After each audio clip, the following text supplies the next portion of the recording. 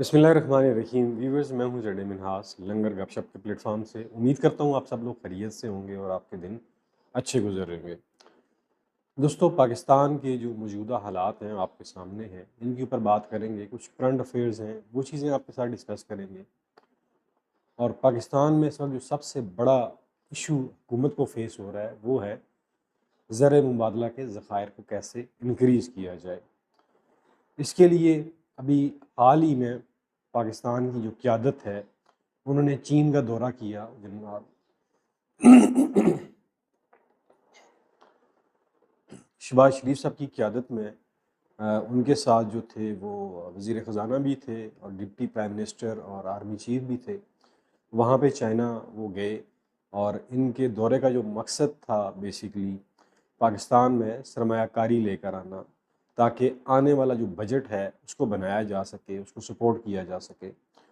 और बजट के लिए जो IMF की शराइत हैं वो भी बड़ी कड़ी हैं, बड़ी सख्त हैं। और उससे मुख्तलिफ जो इंडिपेंडेंट तजिया नगार हैं वो ये कह रहे हैं कि ये बजट जो है ये पाकिस्तानी अवाम की मौत है, क्योंकि इस बजट में बेशुमार टैक्सेस जो हैं वो नए टैक्सेस लगाए गए हैं। तकरीबन 12,900 अरब के सिर्फ वो टैक्सेस हैं जो तनख्वाहदार तबके से लिए जाएंगे। इसके अलावा जो बाकी टैक्सेस हैं, GST, सेल्स टैक्स, उसकी शरह बढ़ाने की बात की है IMF ने। और अभी तक IMF और गवर्नमेंट में जो डेडलॉक है बजट के ऊपर वो बरकरार है। बहुत सी ऐसी तजावीज़ थी IMF की जिन्हें पाकिस्तान की इकानमी के ऊपर इम्प्लीमेंट नहीं किया जा सकता था। उससे जो गरीब तबका है वो पिस के रह जाएगा। पहले ही पाकिस्तान में आटे का बुरान था, फिर दालें, चीनी, आटा, घी, ये सारी चीज़ें जो है वो आसमान को छू रही हैं।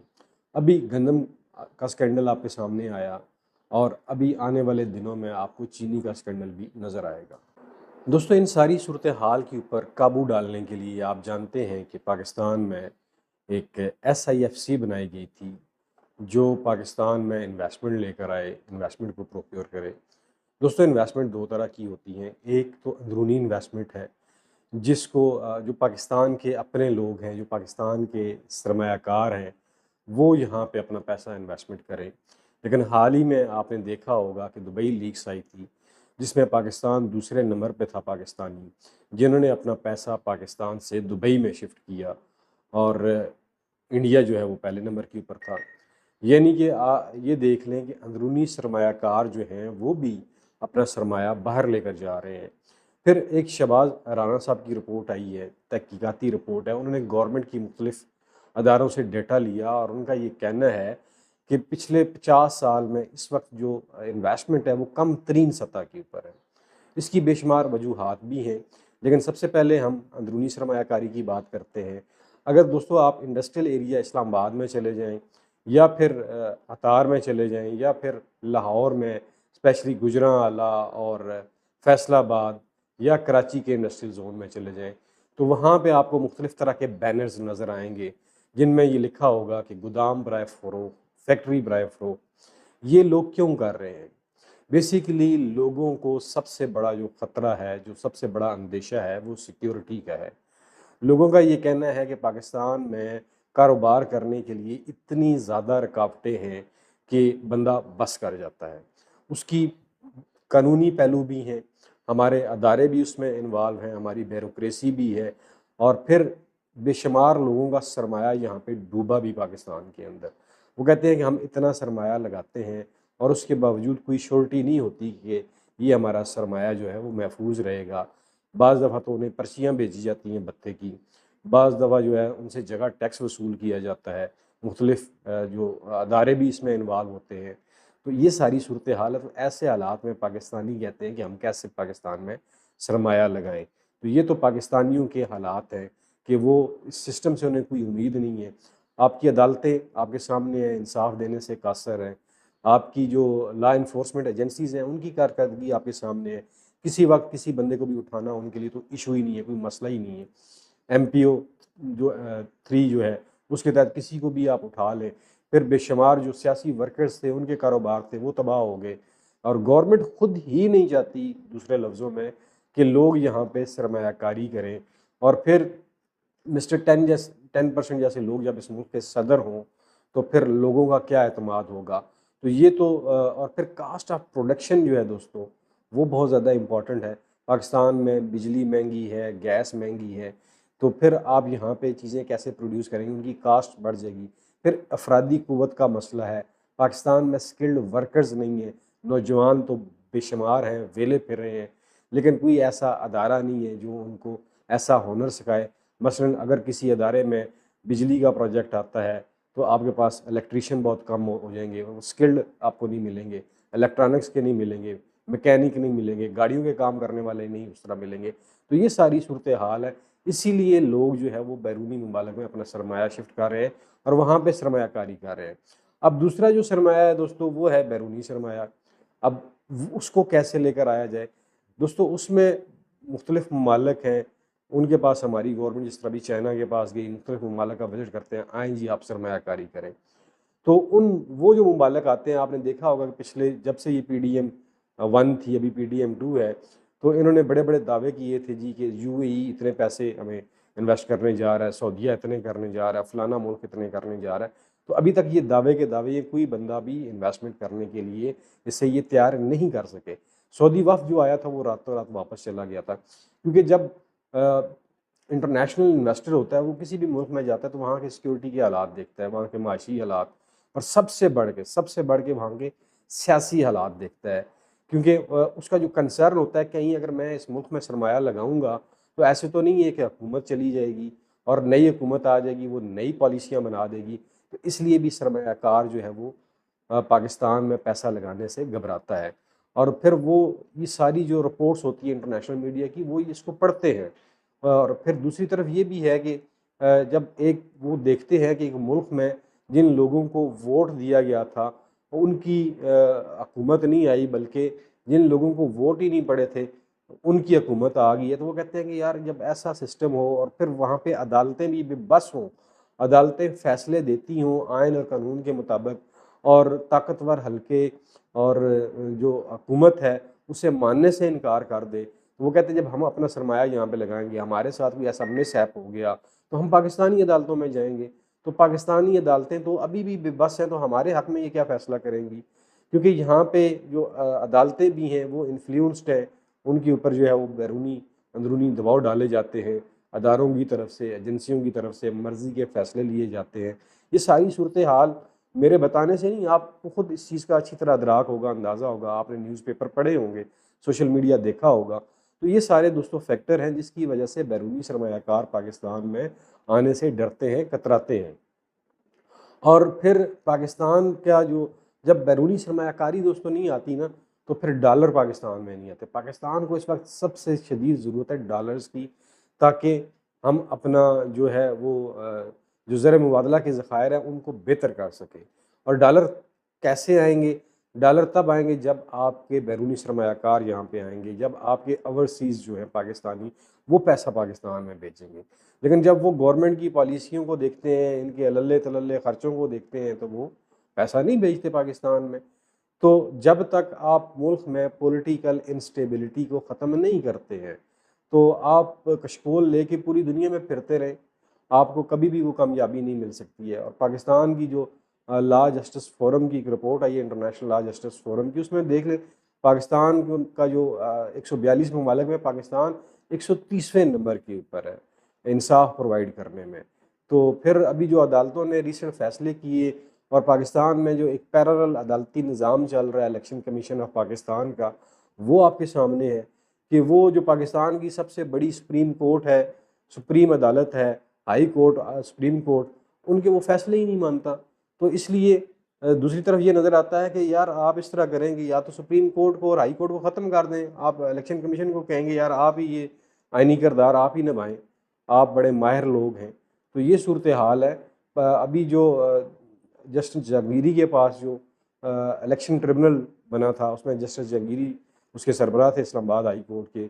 वहाँ पे जो 3 हलके थे इस्लामाबाद के, NA 46, 47 और 48 जो था, वो केस लगा हुआ था, और अभी तक जस्टिस जहांगीरी साहब ने फ़ैसला ही नहीं सुनाया। और नून लीग के लोग जो हैं वो अपने इलेक्शन कमीशन के पास चले गए, वहाँ पे एप्लीकेशन दे दी कि हम इस ट्रिब्यूनल से मुतमईन नहीं है, तो लिहाजा हमारा केस दूसरे ट्रिब्यूनल को मुंतकिल किया जाए।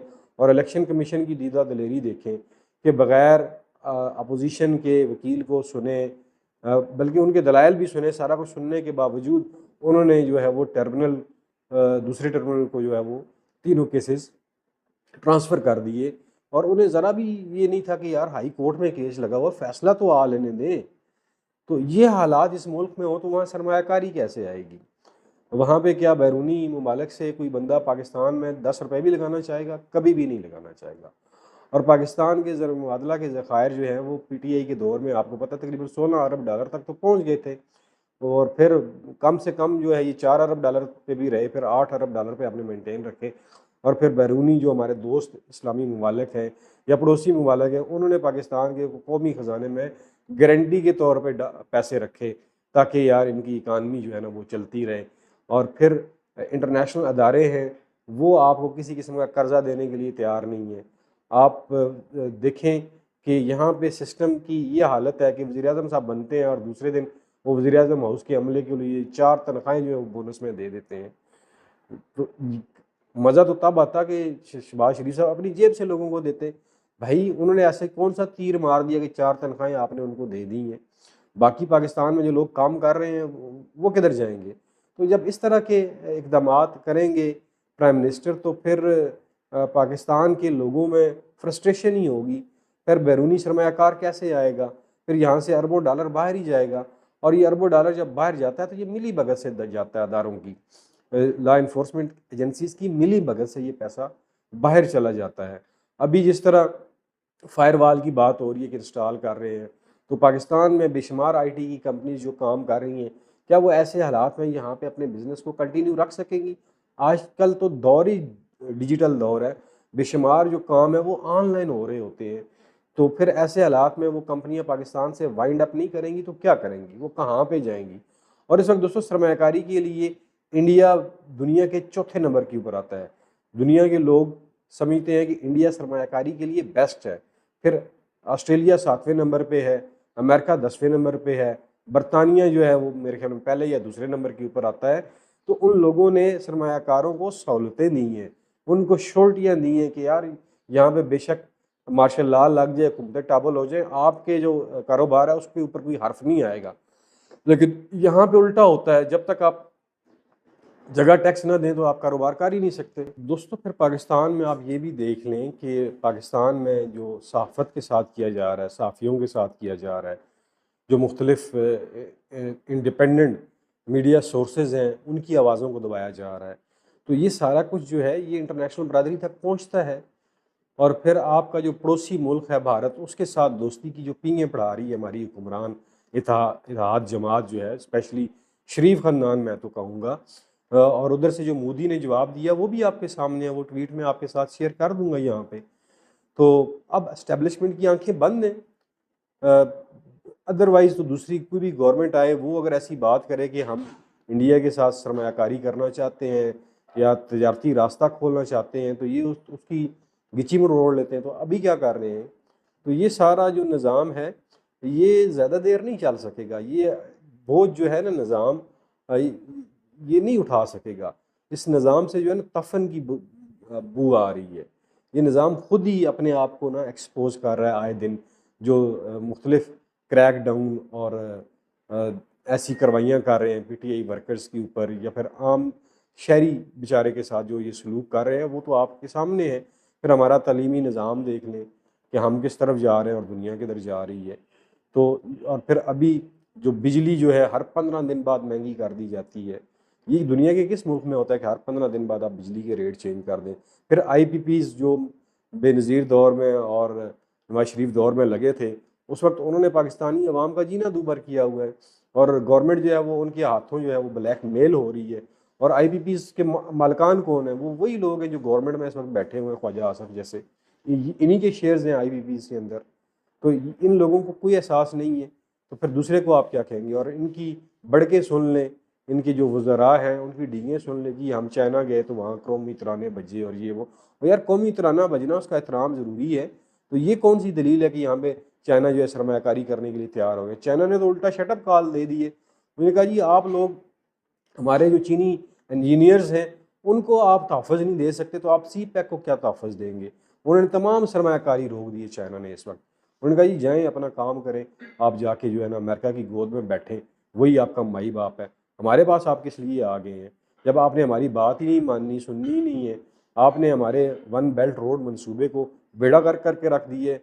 हमने पता नहीं कितने 54 बिलियन डॉलर की यहाँ पे इन्वेस्टमेंट की थी और उसका आपने बेड़ा गर्क कर दिया। तो आप आज हमारे पास किस लिए लेकर आए हैं।